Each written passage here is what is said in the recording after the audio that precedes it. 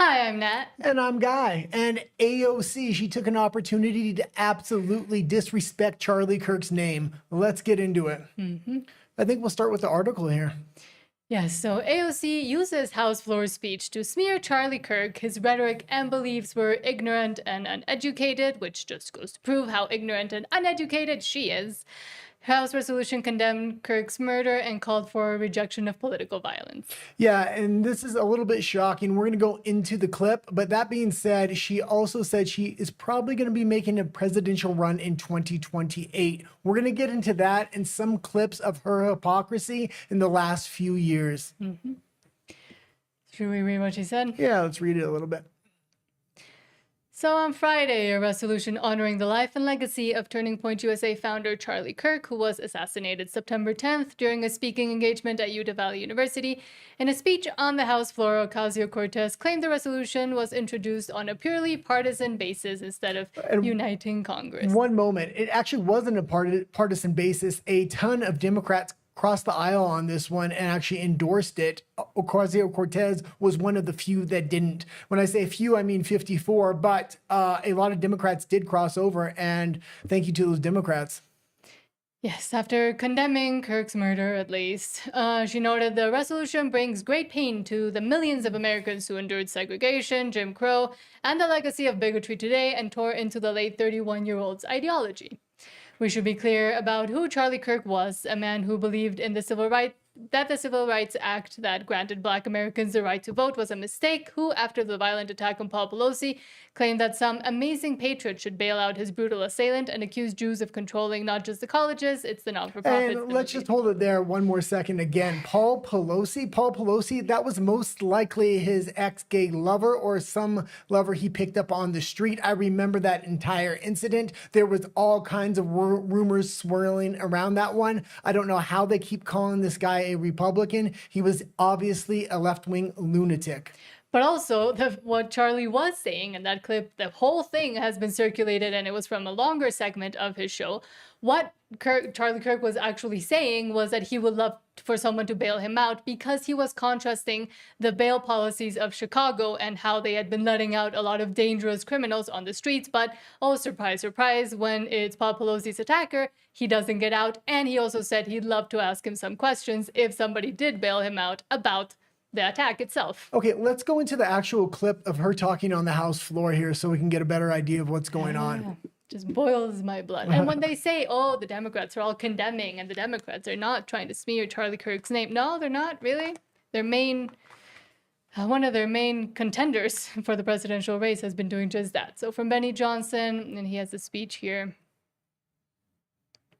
His rhetoric and beliefs were ignorant, uneducated, and sought to disenfranchise millions of Americans, far from the working tirelessly to promote unity, unquote, asserted by the majority in this resolution. It is equally important that Congress does unite to reject the government's attempt to weaponize this moment into an all-out assault on free speech across the country, all in the name of Charlie Kirk. His rhetoric and beliefs were ignorant, okay, and that was the clip, I believe. And that being said, we're going to show some clips in just a few minutes of AOC when she was completely anti-free speech. Now, for the past decade and still currently going on in everywhere but the United States, conservatives are absolutely under attack. You won't just lose your job, you'll be debanked, you'll be thrown in jail, and you'll be given tens of thousands of dollars worth of fines. How do we know this? Because we used to live in Canada. The UK is also like this. The EU is also like this. And even in Mexico, if the government doesn't like what you're saying, they'll get you to go on your own X account and apologize for 30 days straight. And what's worse is after the horrific thing that happened to Charlie Kirk being assassinated, what they're seeing is the people and the grassroots efforts that have been done to do all these vigils, not just in the US, but all over the world, from South Korea to Spain to Australia to New Zealand to, here in Mexico, even some of our senators spoke up about it. So they're seeing how they're losing grasp on the narrative they worked so hard to create and construct. And instead of just kind of maybe going along with it and trying to save themselves. That way, they're completely just full of lies, continuing to barrage his name and also all the conservatives that are grieving at this moment. Well, I think they were hoping for George Floyd riots, but what they got are peaceful visuals. So why don't we go into actually a clip of Charlie Kirk? And this is one of those clips that they keep trying to take out of context. So it says she, referring to AOC, is just like all of Charlie's smear agents. Take a word, a sentence out of context, build up a phony narrative, and condemn him. You be the judge. Is she right? Yeah, and you might not agree with everything he's saying here, but we do have the full context, so it is somewhat understandable what he is saying. I happen to agree with him here. If you had the opportunity, you would get rid of the Civil Rights Act? No, I think you should have a one-page bill that says that racial discrimination based on race is illegal and will not be tolerated in the United States of America. Most Black Americans don't support is men and female sports. Would you agree? I don't know. Yeah, I know. No, for sure, right? Believe it or not, the Civil Rights Act is now being used to keep men playing in women's sports. So the Civil Rights Act was used to help Black America originally. Totally get that. But now the way it was written is that any claim of identification, so someone says, I'm a woman, therefore I can compete in your volleyball team. They come in with a civil rights claim. And so what we're saying is, no, it should be specified to racial, not gender, all that other stuff. And there were all these other provisions as well. You would like... Okay. And that was the clip. That was one of the famous clips they're trying to use out of context right now. AOC is an absolute lunatic, but it's not just AOC. The whole thing that's bringing up this debate is this Jimmy Kimmel thing. And now the Democrats are screaming, I am Jimmy Kimmel. Okay, I agree. You guys are all a bunch of retards. And it is, it's just ridiculous. And I mean, we could sit here all night watching clips of them trying to defend Jimmy Kimmel, make Jimmy Kimmel into this like free speech civil rights moment, which it clearly is not. And at the same time, in a very disgusting way, trying to almost equate it to what happened to Charlie Kirk and saying, because a lot of people started saying, I am Charlie Kirk, and now they're distributing stupid hats and stuff that says, stand up for Jimmy, I am Jimmy Kimmel. And we saw Colbert as well. I don't think we have the clip today, but we can bring it on Monday.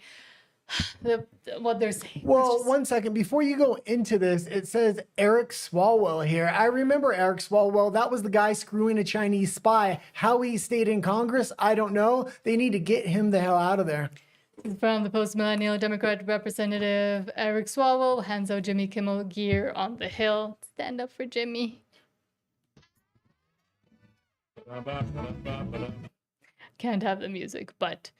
And we don't see one or two. It's quite a few people deciding to take up the ridiculous merch and trying to make it into this. These are all politicians. These are paid shills trying to make something for social media. And when Democrats try to do something for social media, it is always cringe. But also with Jimmy Kimmel and basically the rest of the late night talk show hosts and the rest of the late night that is mostly just losing money and hemorrhaging money. I mean, it is one of the reasons. Well, the reason why Colbert went out, but also the reason that Disney themselves and ABC gave for kind of getting rid of Jimmy Kimmel. It's not like he was doing great numbers, but the expenditure that goes into doing those shows is basically to have a voice for the Democratic Party on national TV night after night, saying all their same talking points to, let's face it, an older audience now. Well, he was doing 129,000 in the prime demo. That being said, people on YouTube are doing 500,000. I don't even see Jimmy Kimmel being successful if he crosses over to YouTube. A few years ago during the Jibby Jab era, it was him, Colbert, and one other late night host. They tried to get together, do their podcast. It completely flopped. So unless Jimmy's got another job, I expect him to go into retirement. But let's go back to AOC, because she might be to thank for ousting or helping oust Jimmy Kimmel, because from Eric Doherty, she said about Tucker Carlson, when he got canceled, deplatforming works and it is important. Good things can happen. Okay, and I will say this. I am all for free speech, but when it comes to private businesses, as it stands right now, private businesses do have the right to fire you. I don't agree with the government stepping in. So if people are saying bad things about Charlie Kirk, I think it is okay for the private businesses to fire him, but the government should not be stepping in and trying to chill free speech. Even that being said, if a the conservatives have dealt with cancellation over the last 10 years. If they want to give some kind of civil rights protections for freedom of speech from their employers so they can talk freely when they're off of work, then that legislation needs to be passed. But as of right now, private businesses do have the right to fire their employees. And specifically with Jimmy Kimmel, again, it is the marketplace of ideas and the free market deciding that they didn't want him anymore after they saw the numbers he was doing, the very low numbers he was doing. Let's see how AOC reacted when Tucker got ousted. Tucker Carlson is out at Fox News. Couldn't have happened to a better guy. What I will say, though, is while I'm very glad that the person that was arguably responsible for some of the largest, driving some of the most amounts of death threats and violent threats, not just to my office, but to plenty of people across the country, I also kind of feel like I'm like waiting for the cutscene at the end of a Marvel movie after all the credits have rolled. And then you see like the villain's like hand reemerge out to grip over like the end of a building or something. But deplatforming works and it is important. And there you go. Good things can happen. Okay, now we're going to see what happens to the left because they are starting to get canceled off of network TV. Creators like Destiny and other left-wing creators are starting to realize there are boundaries. If they keep pushing them, they may be banned off of social media. When the right-wing commentators got banned off social media, like Nick Fuentes, like Tucker Carlson, they made their own networks. Even when they were debanked, they were able to take donations from cryptocurrency. They had to find ways to keep going, and every single content creator from the right wing that did get banned ended up being a success and using that trial and tribulation for their benefit. Can the left wing do that if this continues? I don't really think so. I don't think they have the kind of following they think they do. Well, the claw that Ocasio Cortez was talking about did drop with Tucker Carlson, and we see the numbers he's doing now. I don't always agree or love everything he does nowadays. I do. He does, but I mean, but still, you can't deny he's doing way better than he ever did at Fox News all by himself. So there you go, AOC. And he can now talk about anything he wants. And that's why people are drawn to the right wing, because when we went through the cancellation, we found a way to be successfully independent. So we got our voices back. When people got canceled from network TV, they just made their independent network. And now they're even more compelling because they can say and do what they want on subject matters they couldn't touch before. And I do think it is important to highlight and specifically talk about what happened with Jimmy Kimmel, because there is a lot of information going around saying, oh, it's the Trump administration that called to get him banned or called Disney to get him off the air, which is just simply not true. It was the local networks that said, after a lot of the people were calling in and saying, hey, we don't want to be watching this, that decided and asked through Nexstar and through the Sinclair Group, they were asked, hey, can you please take Jimmy Kimmel off of air, at least on our airwaves? And because of the FCC, usually they wouldn't be able to do that. And that's why Carr came out to say, the FCC chairman came out to say, well, actually, we want to make it so local networks can actually decide more on their own programming and not be beholden to the giant networks like ABC, Disney, etc., Fox, all the other ones that have control over their regional sectors. Well, so what happened with Jimmy Kimmel was also a lot of advertisers probably didn't want what drama was going to come. And now we know for sure, because it came out from a bunch of articles, that Jimmy Kimmel was actually going to double down on what he wanted to say. So, yeah, we also have seen over the last few years with Bud Light, with Harley Davidson, the right wing knows how to organize and orchestrate private industry cancellations. I'm sure a lot of people are calling these networks and letting them know how they feel. That being said, there is rumors that AOC is going to run in 2028, and these aren't just rumors. I mean, it was hot today all over the internet. People are expecting her to run in 2028. I did grab an article, so why don't we kind of get into that? I mean, it is sad that is the only contender other than Newsom, which I don't know if it would be worse or better for the country. There is a few contenders. You do have Stephen A. Smith, possibly, Newsom, AOC, and there are 2 or 3 others, but none of them are strong candidates. They all have a glaring weakness, and they're going to be going up against an absolute monster of JD Vance. And the right is completely consolidated behind them. And I don't think it's going to change in the next 3 years.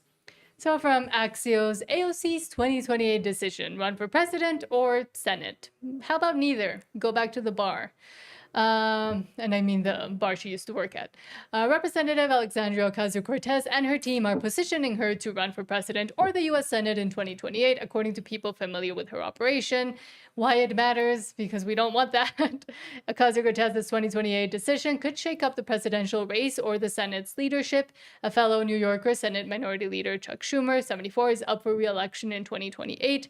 A Senate race between Schumer and Ocasio Cortez, 35, would be a generational clash pitting the Democratic Party's leading traditionalist against its star insurgent progressive. State of play this year, Ocasio Cortez has campaigned across the country and parts of New York State, far from her Bronx and Queens district, all while investing millions to grow her already formidable online presence. She also brought in some former senior advisors to Senator Bernie Sanders to bolster her operation, and she hasn't made any decision about her future, but her team is working to give her choices. Yeah, the rumors are already out there and they are swirling. I am willing to bet she is going to make a run at this thing. Now, do women actually want to vote for somebody that is a woman is constantly playing victim, or do they want to vote for a strong woman? It is very likely somebody like a Tulsi Gabbard may have the vice presidential slot, or maybe even Trump's daughter. Because we were talking about, we saw all those Trump 2028 hats a while ago, and we were saying how funny would it be if once the race gets closer, they actually turn them pink, and it turns out that it's Trump as in Ivanka Trump, and that's who they're running. The first woman to be president would be a Republican and a Trump. Like, that would be the ultimate irony. I will say this. I think a lot of AOC's campaign leading up to this is going to kind of hinge on if Mamdani is successful in New York City. He's going to have a lot of crazy policies, but in the short term, if they somehow magically work out, it could work out for these young leftists with socialist ideals, and that's what AOC really represents. She's been extremely radical. She's somehow going to have to come back to the middle. Newsom is trying to come back to the middle. I could see a Newsom AOC ticket against a JD Vance and a Tulsi Gabbard possibly. So that would be the head-to-head matchup, and that would be an absolutely spectacular matchup. I don't see AOC being strong enough to lead the ticket. There's been a big backlash and a cultural shift away from women lately. So I think if somebody was going to win the presidency as a woman, it would have happened with Hillary. I don't see it happening now. And AOC is part of this squad, as they call them, with Ilhan Omar and a bunch of other really annoying women. I'm a woman, so I can say it. The problem with the squad is they're all radical. Yes, that's what I was going to say. And we did see it just this week with a lot of the other speeches they also gave on the House and the House floor regarding Charlie Kirk and what, like, continuing to tell the lies that are clearly now very obvious that they're telling. But all the way back in 2023, AOC says that Tucker Carlson and others of Fox News are very clearly inciting violence. And she says the federal government should make laws to stop people from inciting violence on broadcast television. So maybe now she's getting what she wanted. Well, and I just want to show the hypocritical nature of her. And I am very pro-free speech, and then that's why I'm very clear that when I say only private businesses can do this, if the government steps in like Pam Bondi tried to do, and we just made a video of that. So if you haven't checked her out, we need conservatives to speak up when right-wingers like Pam Bondi, who obviously don't know the law, are trying to infringe on free speech. So the right wing calls it out even when it is their own. I'm doing it right now, and I'll continue to do it. But AOC, just a couple of years ago, was completely anti-free speech, and now because she wants to run for president, she's having a turn of opinion. Well, and because now it's convenient for them to be against it, because they're going against, they never thought anybody would ever touch their sacred gooses and their stupid ideas, but now it's happening because we're seeing the consequences of the violent rhetoric on the left that has been espoused and spouted for the past 15 years almost. Well, I also think this could backfire, because if she wants to espouse free speech and this actually leads into the midterms or the next election, people like JD Vance are master debaters. So if politicians actually start engaging in real debate, right-wingers and conservatives are absolutely going to destroy liberals, or at least liberals like AOC. I will say there are some liberals that can debate, but they are few and far between right now. So Democrats want government to get involved in pulling people off the air, but when a leftist gets pulled off the air by their own boss for spreading vile lies, the same Democrats lose their minds. So let's see what she said in 2023. We have very real issues with what is permissible on air. Media organizations or social media platforms should be accountable for the role for being platforms for incitement. I believe that when it comes to broadcast television, like Fox News, these are subject to federal law, federal regulation in terms of what's allowed on air and what isn't. And when you look at what Tucker Carlson and some of these other folks on Fox do, it is very, very clearly incitement of violence, very clearly incitement of violence. And that is the line that I think we have to be willing to contend with. We have very real issues with what is permissible on air. Media organizations or social media platforms should be accountable for the role for being platforms for incitement. I believe that when it comes to...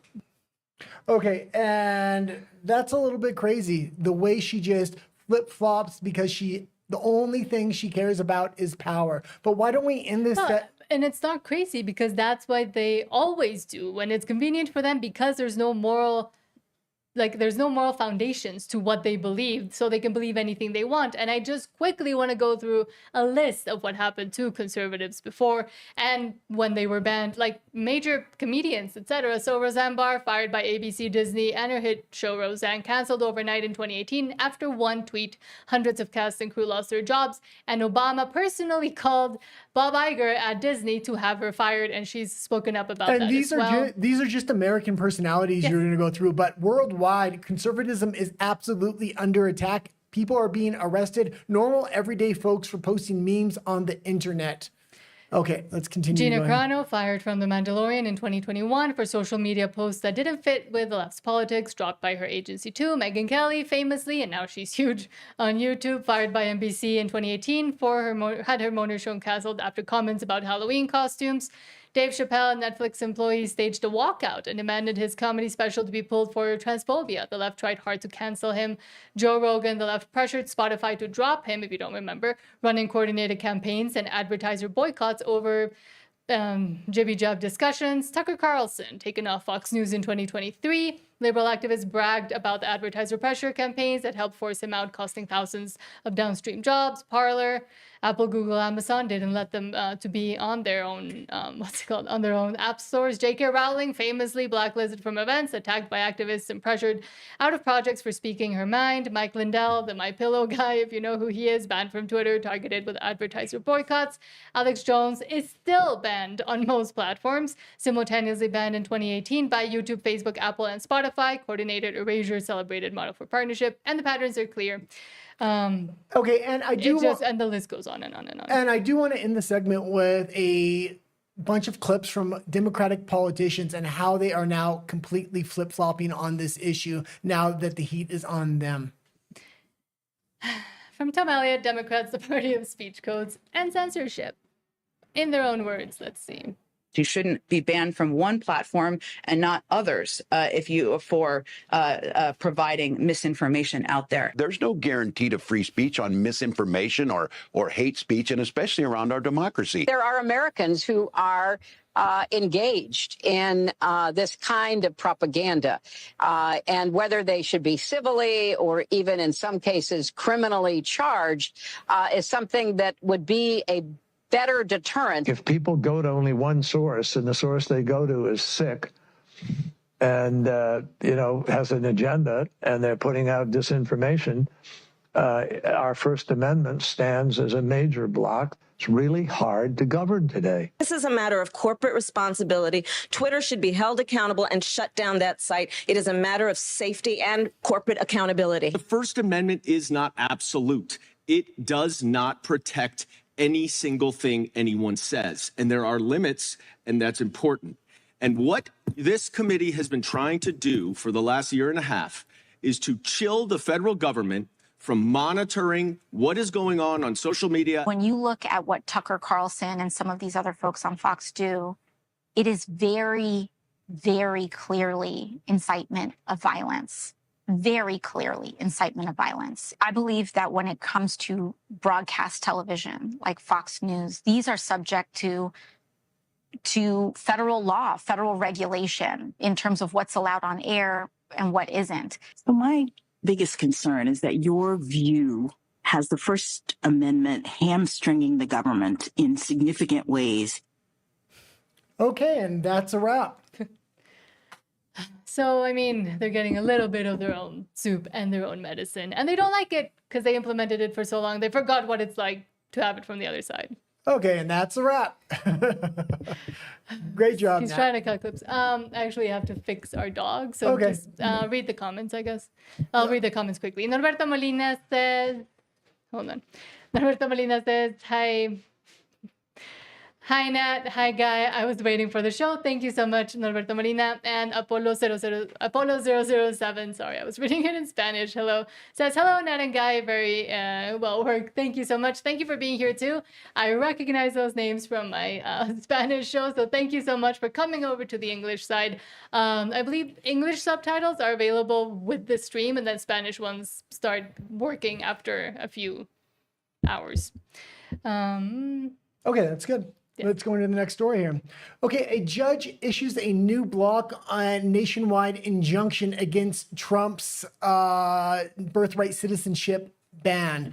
This could lead the way to make abortion illegal. We're going to get into this right now. Okay, let's actually start with the clip a little bit, and then we'll go into the article. So Carrie A says, thank you, all lives matter. And once again, the Democrats are not fully thinking through because they're panicking and they don't think of consequences.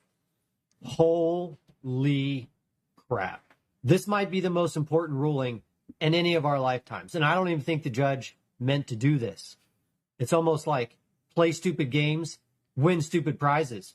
It looks like a federal judge just gave legal standing to unborn children in an attempt to try to block Donald Trump from ending birthright citizenship. Was it? So I don't know if you...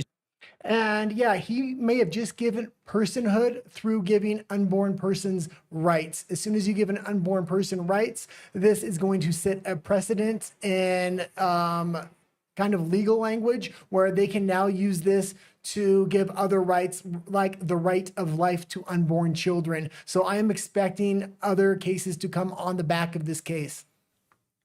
You saw this or not, but a radical left-wing judge in New Hampshire just issued a nationwide injunction to block the execution of the executive order that would have put an end to birthright citizenship in an effort to sidestep the Supreme Court, who just ordered that judges cannot issue nationwide injunctions on individual plaintiff cases. This judge just registered a class action lawsuit and enjoined everybody and those who are not yet born. So as you can see down here in the last paragraph, it goes on and on and on. It says the following class for the purpose of preliminary injunction relief, all current and future persons. He just gave legal standing to the unborn. Can you believe it? A radical left-wing judge trying to block an executive order just opened the floodgates for every pro-life group in America to start filing suit on behalf of the unborn to protect their lives. And I don't even think he realized he did it. Giving legal status to the unborn is exactly what the pro-life movement have been begging for. And that could, yeah, it could essentially just make it completely... Well, it turns everything on on its head. Well, it's not only could. The question is this judgment going to stand up? Because the Supreme Court already ruled these crazy state judges can't give nationwide injunctions. That being said, this judge did. The conservatives are going to absolutely love this. We talked about this story a few months ago, and I was debating with some liberal friends of mine that just didn't want to hear it, didn't believe it, didn't think it could be true. And I said they're trying to press this birthright birthright citizenship thing and the language they used in this injunction could possibly lead to making abortion illegal. And that looks like what it could possibly do. This is a win-win for conservatives. Even if this does get knocked down, that's going to knock down birthright citizenship. If it doesn't get knocked down, it opens the floodgates to make abortion illegal. Mm-hmm. So, a federal judge issues new nationwide block against Trump's order seeking to end birthright citizenship.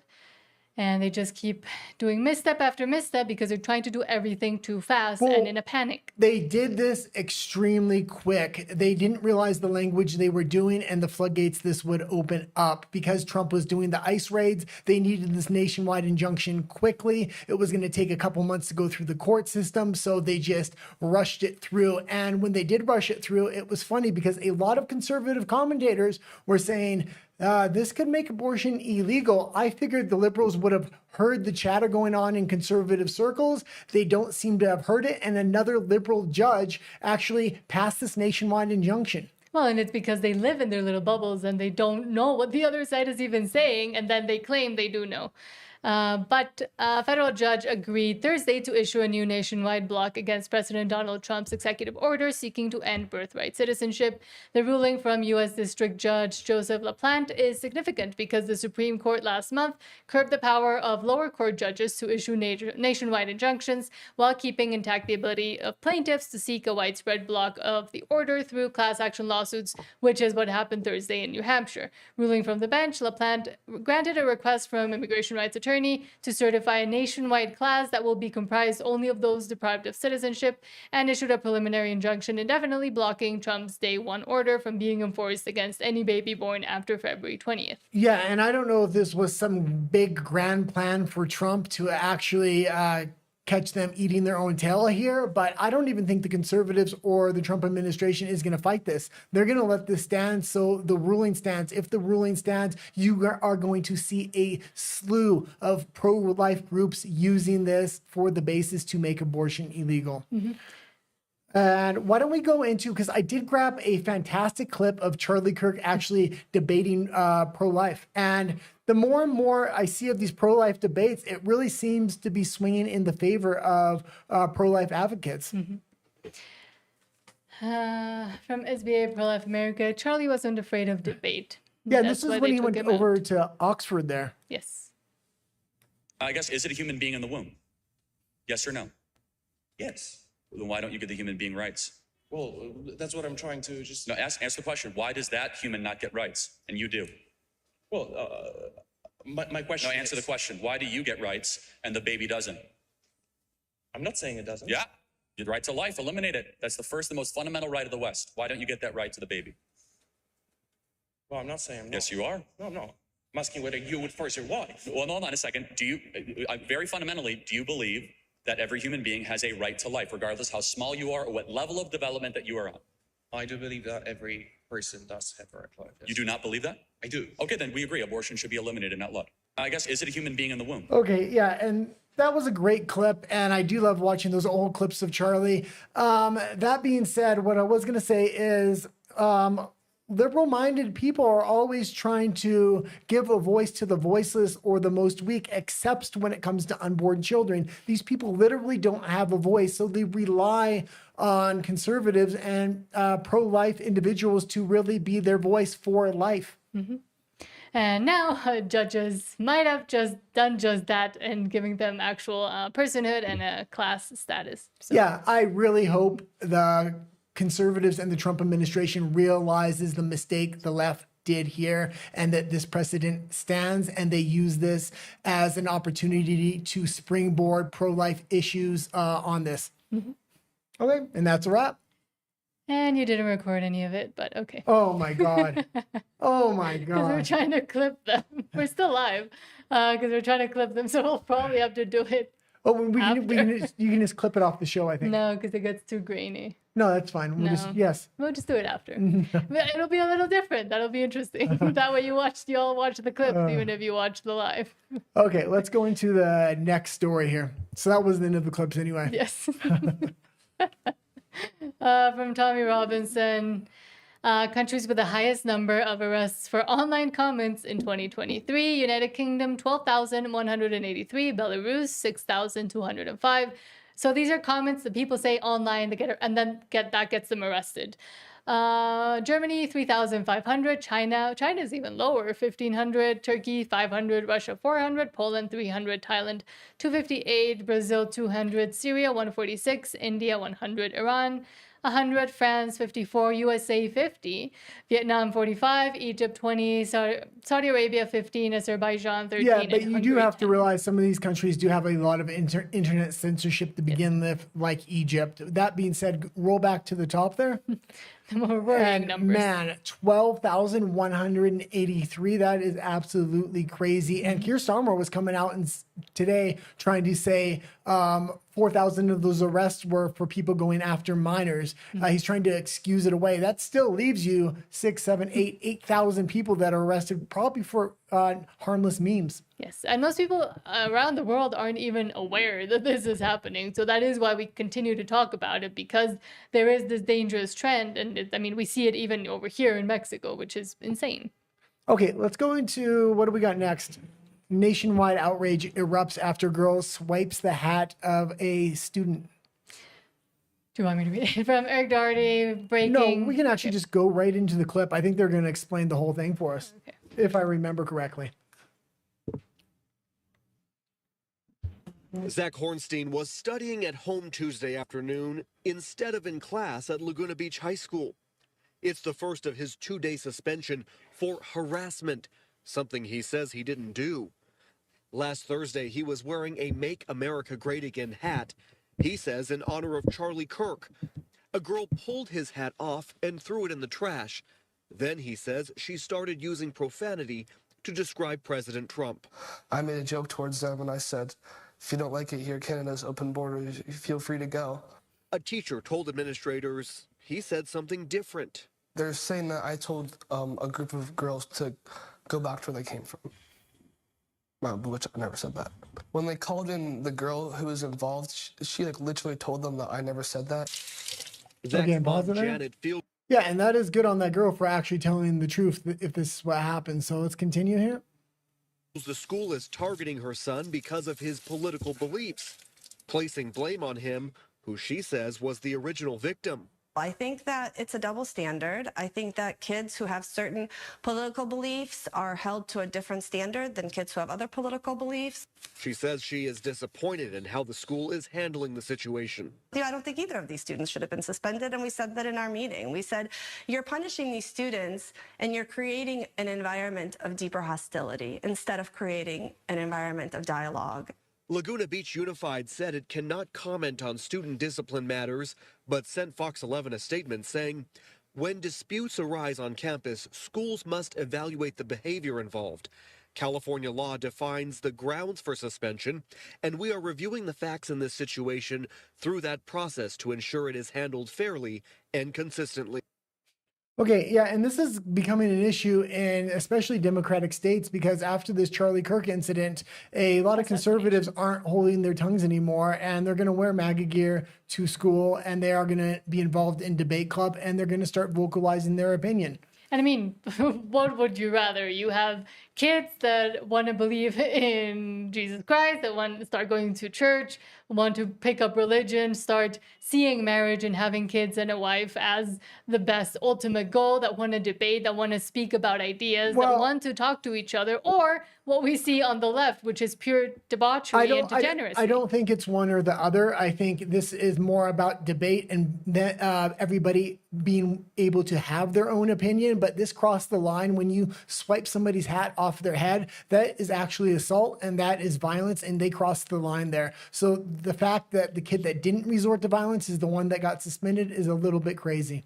But I mean, that's what I mean. Like, he was being, he wanted to debate. He wanted, and his mother wanted to encourage the debate and the discussion, and the school didn't let them because obviously they're in California, so they're not going to do that. Okay, let's go into. Oh, hold on. Norberto Molina says, by the way, I've been wearing black as well during the whole week due to the death of free speech coming from Charlie Kirk's death. God bless you guys. Thank you, Norberto Molina. And thank you for noticing too. Usually I wear black until... You were just saying, no, nobody's noticing. I've been wearing black all week for Charlie Kirk. Well, I was saying I was noticing a lot of other podcasters, etc., continued to wear black. Interestingly, at his funeral this Sunday, I might live stream it, or we might live stream it. I'm deciding if we'll do it in English or Spanish. They're asking people to wear red, white, and blue, which I think was what Charlie would have wanted. And also, usually I wear black until the person is the funeral or they're buried. Yeah. Oh, yeah. For someone I really respect. But speaking of Charlie Kirk, hold on.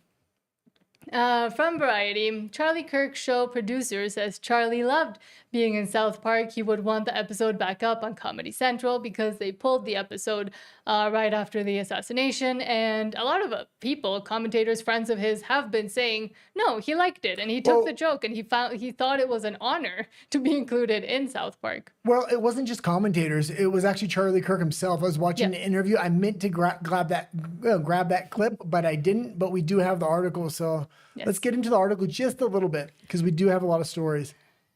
I hate that they put ads. Andrew Colvett, and if you haven't seen him speaking, he has been speaking a lot. They're doing like these episodes with different conservative commentators on the Charlie Kirk show, and he has been on it and has had some very interesting things to say.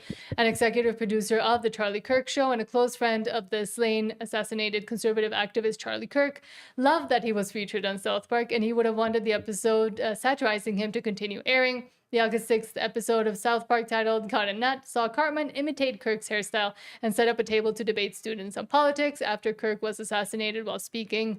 Comedy Central pulled the episode from its linear rotation while the episode remained available to stream on Paramount. And now they've actually delayed the episode for this week, I believe, because, I mean, people are speculating probably it was going to be another kind of insensitive, not the time for that kind of thing. So people are speculating they're just gonna let it pass for now. Yeah, it's gonna be interesting because the atmosphere, especially the political atmosphere in the United States right now, is a little bit touchy. So how soon is too soon for certain kind of humor? We're gonna find out. But I do think they shouldn't have pulled it, especially because again, he made it his profile picture, and he kept talking about it. He was like, "Oh yeah, I love it." He made multiple posts about it as well. So.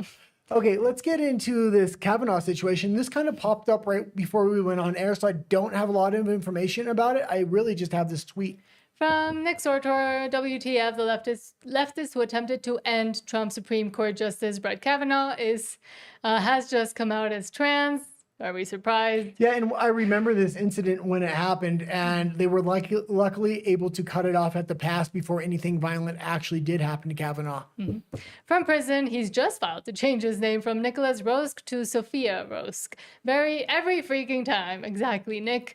Trans terrorism is a massive problem, and not one penny of tax dollars should be spent on his transition. Yeah, and this might not turn out well for him. He may be trying to change his gender also to get into a female prison. I don't think that's going to continue to fly. The fact that that was able to happen, especially in California for so long, was absolutely jaw-dropping. That being said, if he tries to transition and then he's forced to stay in a male prison, I don't like the outlook for that kid. Yeah, good luck. Because he was pretty young. So. Oh, very young. Fresh meat. But, I mean... Okay there, Butch.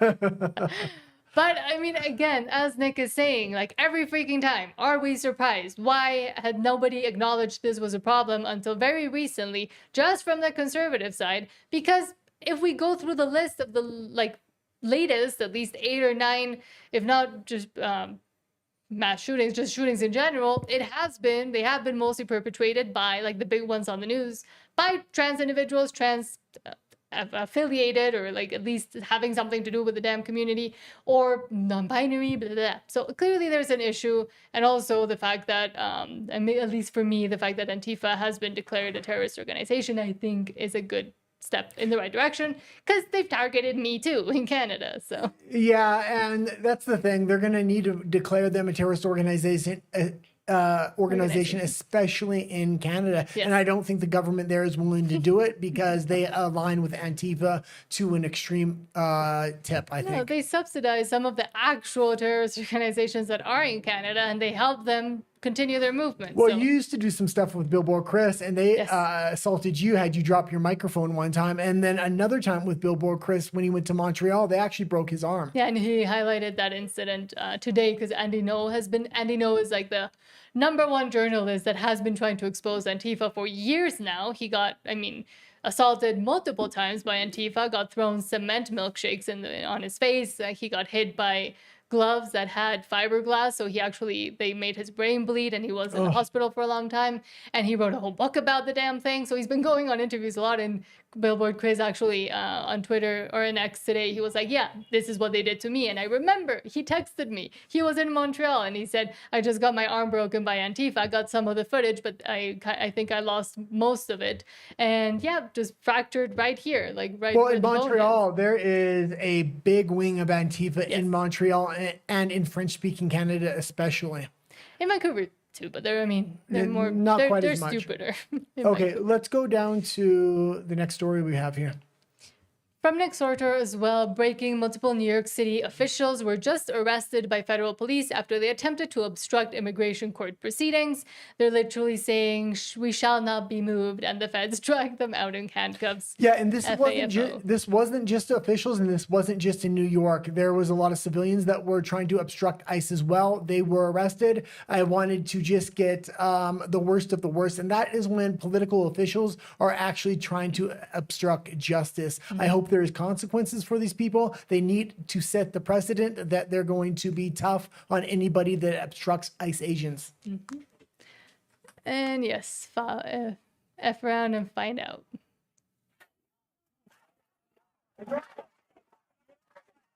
For my fellow neighbors off the streets, right by a fascist president. I'm here because I should be out of New York. I am here. And if we notice, a lot of these people are at least older. They want to cosplay like they're in the 60s in the civil rights movement, but that time. Well, these are the officials, and that's why they're a little bit older. Yeah. So that's good for the clip. I just wanted to show the first part with the officials on the ground there. These officials are looking like kindergartners that are throwing a temper tantrum, talking about Trump's fascist, this and that, orange man bad, rather than do their job. And it's the same example of the type of language that has been used to target conservatives and people on the right. They're doing it right there. They're saying, "Oh, Trump's a fascist. It's all fascism, etc." And that's essentially what the rhetoric that has gotten a lot, not just Charlie Kirk, but a lot of other conservatives also targeted now after the assassination of Charlie Kirk. They're still continuing with that rhetoric. Well, I think just let them keep acting like this, because if they keep acting like children come the midterms, it's going to be a blowout, a consolidation of power. And if Trump gets those 60 seats, he's going to be able to pass anything he wants, especially those tariffs. So he really does need 60 votes. I believe it's in the Senate or the House in order to pass those tariffs. Right now, he's doing it through executive order. Yeah, but then they'll start crying, "Oh, he is a fascist." See? Yeah. No. There's no reasoning with these people. Then it's based on democracy, because people already knew what Trump was doing now. So if they vote him in the midterms, that means that they actually want him to continue what he's doing. I like what he's doing, and I would like to see it done more than just through an executive order, but to be done through Congress and the Senate. Sorry. From The Guardian, New York lawmakers arrested for blocking ICE access to federal building. Arrests include 11 city officials who had demanded to see the conditions for an ICE intake facility on the 10th floor, civil disobedience, and mass arrests outside immigration court in New York. And I think it went from 11 to 16. There was another article that was a little bit more updated, but yeah. So yes, immigrants' rights activists, lawmakers, and religious leaders were arrested on Thursday at protests both inside and outside the complex in Lower Manhattan, where federal officials have been routinely detaining immigrants amid Trump's repatriation, I will say, agenda.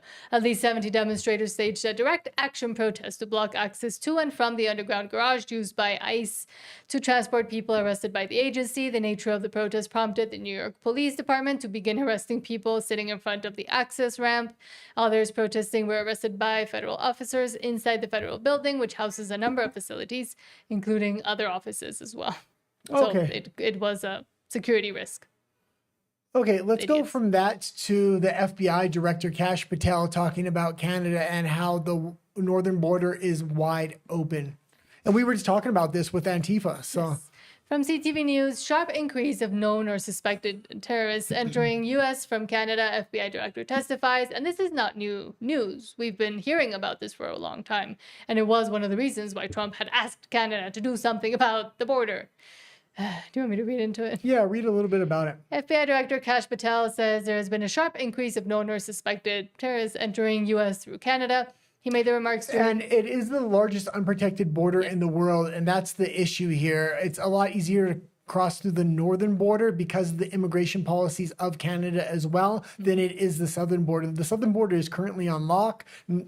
Not a lot of things aren't coming through there. Illegal substances, children, or illegal aliens, they've just put a stop to it there. They're really having to focus on the northern border now, especially with organized crime from Mexico actually setting up shop in Canada because they know that northern border is wide open. Yeah, and it is known that they're using the ports, for example, in Vancouver, the seaports, as hubs to transport illegal substances. Okay, that's pretty good for that. I just wanted to give the overview of that story there. Elon Musk. Yeah, the shareholders here.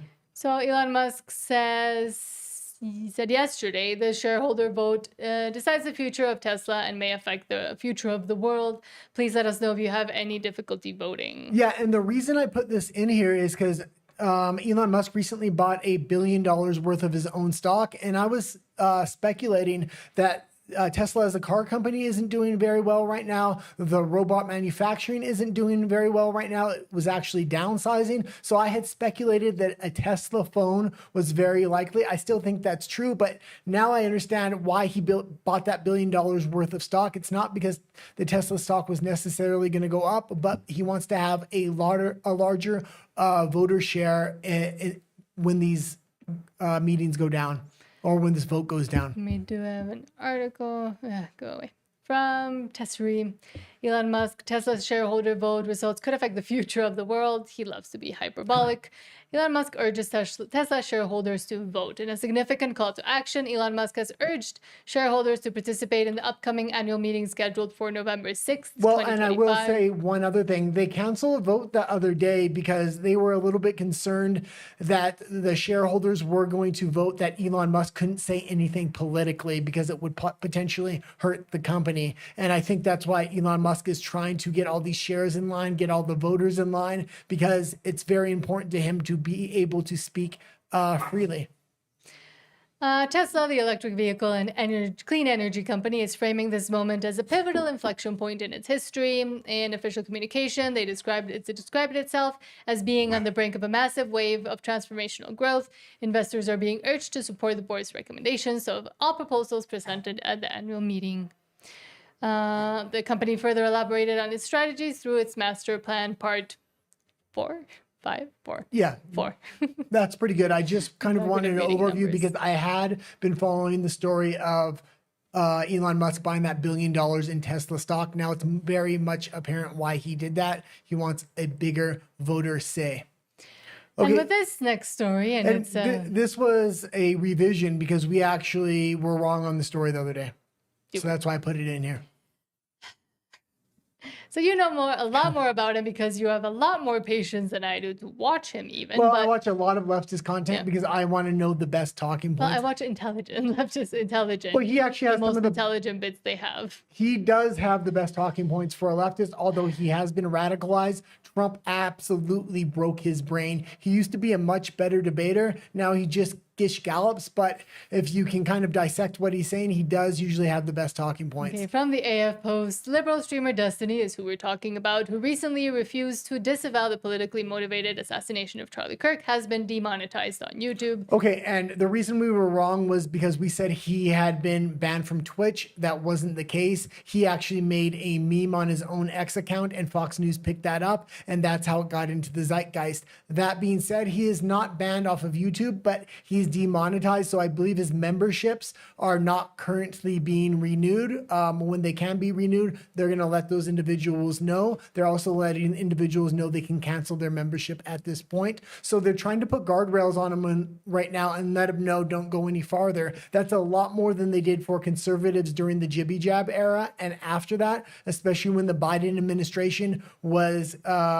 coordinating through backdoor meetings of who and why they wanted them banned with Facebook, with YouTube, and with other major platforms like X and Twitter at the And time. him and Hassan Piker have been doing this whole, we're going to get banned, we're going to get canceled, they're coming for us. And it's like, well, Steve Bannon is still banned off of everything. Nick Fuentes was perma-banned from everything, including banks, and I don't even like the man. Andrew Tate, similarly, his name couldn't be mentioned for a long time on YouTube. So now that people are realizing the insane things that they have been espousing and vomiting into the world for the past, 8 years at least. Yeah, he's a bit of a radical, and I didn't realize some of the more crazy things he had said. He does hours, 6-7 hour streams, and he had made a few calls for violence. People have put them together in montage clips, and I was actually pretty shocked. I mean, I watch him. I don't watch him to the extent that I would have necessarily seen everything. So yeah, Destiny says his YouTube channel is going to get permabanned soon after getting demonetized. And it's not the first time I think he has been demonetized. No, either. and that was where the clip was from Twitch. He was actually banned a couple of years ago on Twitch, and he kind of reposted that note as a meme saying that he was banned now. He wasn't, and that's what Fox News picked up. Okay, that's pretty good for him, though. Yes. I just wanted to revise the story we kind of got wrong. And now moving on to digital ID. Bernie Artemis for now says, when they tell you digital ID isn't mandatory, remember this. On September 1st, 86 million bank accounts will be suspended in Vietnam because their owners could not have not registered for biometric digital ID. Any Mexicans listening out there, remember that video I made? There's also the equivalent video here on the English channel, including fingerprints and facial recognition. These details are tied to a centralized national database, giving the government a single file on each citizen's identity, assets, spending, and movements. Until they comply, people will have no access to their own money. Yeah, see how easy that is? They're rolling digital ID out in the EU in December, I believe. Digital ID is going to be rolled out as well. It's already been rolled out in a lot of EU states, but it's going to be adopted in mass over there, especially if you're going to have to use that digital currency, which I believe is going to be mandatory. They're rolling it out in a lot of smaller countries, African countries, South American countries. So we're looking at a worldwide rollout, and it's a little strange that all these countries are rolling it out simultaneously at the same time. So, okay, let's get into was there an article to go with that one? I believe there was. Yes. Well, why we Bitcoin? So, of course, this is from Cointelegraph, but at least it has information. Vietnam closes 86 million bank accounts that failed biometrics. Again, we just talked about the biometric CURP here in Mexico, which they're implementing, saying it's not going to be obligatory, but it is. And the funny thing is, when I was researching this story, I was seeing what other countries were actually rolling out digital IDs in mass, and Ethiopia was one of the countries of all countries. So, well, funnily enough, China has been investing a lot into Ethiopia. So, Vietnam is reportedly closing 86 million bank accounts. Crypto advocates see it as the latest reason everybody should hold Bitcoin. Not financial advice. I'm still very wary of Bitcoin myself.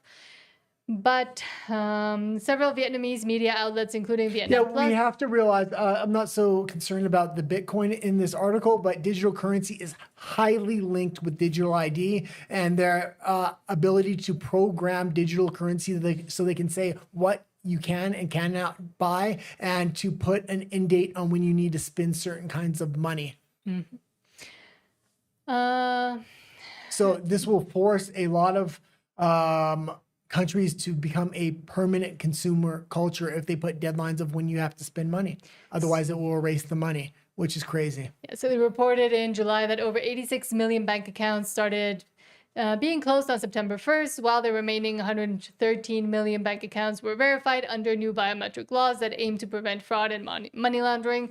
Same excuse used here. In Mexico, Reddit user known as Yuxor, a former foreign contractor in Vietnam, said the new law implementation has required him to fly back into the country to prevent his HSBC bank account from closing with no remote solution. Yeah, this is just going to create a new criminal class, an oligarch criminal class of elites that are going to funnel this money, and it's going to give a power dynamic. I shudder to think what is going to happen when digital ID and digital currency is rolled out. These are two of the things I have been talking about time and time again. I am highly against them. It's going to be forced on the population, so I don't know if there's any way to kind of avoid it. I do hope Trump leaves the dollar alone, and with his stable coin, he gives both options, potentially using the dollar externally and using the stable coin internally, or vice versa. As long as there's still an option for a physical currency, I don't mind digital currency so much. But also, speaking about banking and debanking, from lips of TikTok, the Biden regime pressured banks to debank conservatives and even a former president, if you don't remember. I don't want to hear a word from a single Democrat complaining about pressure to cancel Kimmel's show for his insane defamatory lies about Charlie. And I know I keep saying this, but cancellation is going on against conservatives on a global basis, whether it's the UK, the EU, Australia, Canada, every country Mexico, except the US. And the US isn't doing the same kind of cancellations against the left. They're doing private industry cancellation, or the public is coming together to cancel Bud Light through their sales and things of this nature. The government isn't stepping in on these cancellations like the left is currently doing in so many countries around the world. Banking, major bank executives are now speaking out, saying they were pressured to deny services for political reasons, specifically under the Obama and Biden administrations. The National News Desk, Jeff Harris joining us. The executives claim, Jeff, that conservatives were the main target with this debanking. Tell us more about this. So 2 executives at leading U.S. banks. Yeah, and debanking were put on conservatives en masse because of the trucker protests in Canada. That's kind of how we started our original channel, Nat and the Guy in Espanol. That was originally an English channel, but we just said we have to do something at a certain point because we couldn't take it anymore. It was the jibby jab era. They were pressing us hard on every single thing. The Canadian government is still insane. But if you watch the original videos from that channel, it was us going to the border, kind of asking people to come out and kind of support the truckers' protest all across Canada went on. And that's how it started. And those videos are still up. They're in Nat and the Guy in Espanol. The link is down below in the description if you want to go watch them. Those are just the first videos we ever published. Yeah, we weren't actually on the first videos. We just put a voiceover because we were so nervous to be on camera at the time. Yeah. Clearly that has changed. Banks are now speaking out, both anonymously, saying under previous administrations, they were under pressure to deny services to certain people and certain businesses, specifically because of politics. One of those executives telling Fox News Digital, those pressures were very real. When your regulator gives you a suggestion, it's not a suggestion, it's an order. The political stuff is very real. Those pressures are real. Debanking is when a bank closes an account or refuses business because of certain risks, usually financial, legal, regulatory, or reputational. President Trump's executive order outlaws debanking, but these executives say previously federal laws were exploited to pursue political objectives. And when there's ambiguity. Yeah, and it's great that Trump did that, and maybe that's protecting American citizens, but it's not protecting Canadians or any conservatives on a worldwide basis. This is still going on in Canada in an extreme amount of people. I actually knew a few people that were debanked because of their political views. And we just did a story about a lawyer that was working with somebody that was arrested, in my opinion, not in an honest way by the Canadian government during the trucker convoy, Tamara Litch, and she's still going through the legal process, and her lawyer got debanked because of that. For defending her. Yes. Beauty in the law, beauty is in the eye of the beholder. And for a long time, the beholder was the Obama and Biden administration. President Trump and other Republicans have long claimed banks denied services to customers for political reasons or for doing business in the crypto industry. Many conservatives complain that the banks are not. And that's another reason they're debanking people in Canada. It's because of Bitcoin. They're warning you if you own Bitcoin or you take large sums out of your bank account to buy Bitcoin, they will cancel your account or debank you. Mm-hmm. Allowing them to do business within the bank. Claims Don Jr. and Eric Trump echoed shortly after the executive order was signed. We got into crypto because we didn't have a choice, right? We were debanked by every major banking institution. This wasn't just happening to the Trumps, people with a lot of zeros on the end. This was happening to conservatives all over the country. The Federal Reserve governor is also admitting debanking is a problem, saying supervisory materials are now being changed that reference reputational risk. They can't discriminate against them based on their business model, their political views, or otherwise. Now, several major banks continue to face scrutiny for alleged debanking, including J.P. Morgan Chase and Bank of America, both of whom consistently deny closing accounts for And none of those banks are being scrutinized in Canada or anywhere else around the world. A matter of fact, they're colluding with the government to continue to debank people as we speak. So I do like the direction that the United States is moving in, but the rest of the world has a long way to go here. Yeah, and White House preps order. This is from August 5, so this has been going on for a while. White House preps order to punish banks that discriminate against conservatives. President is expected to sign executive order as soon as this week that targets debanking of businesses, including crypto companies. But thanks to this, the information came out that it was happening, and it had happened to a lot of people within the U.S. Well, yeah, and thank you to those banking executives that actually came out and blew the whistle. The fact that Trump got into office gave them enough cover where they felt safe to actually come out and say it. Because if they would have never came out and said it, there would have always been a question mark there. That needs to happen in other countries. And the fact that they're currently trying to implement a digital currency when they're also debanking people, this is absolutely insane. This could go dramatically wrong. Mm-hmm. But moving on, but also about Trump. From Politico, Senate GOP confirms 48 Trump nominees under nuclear move. The group confirmation followed a long Democratic blockade of the president's administration picks.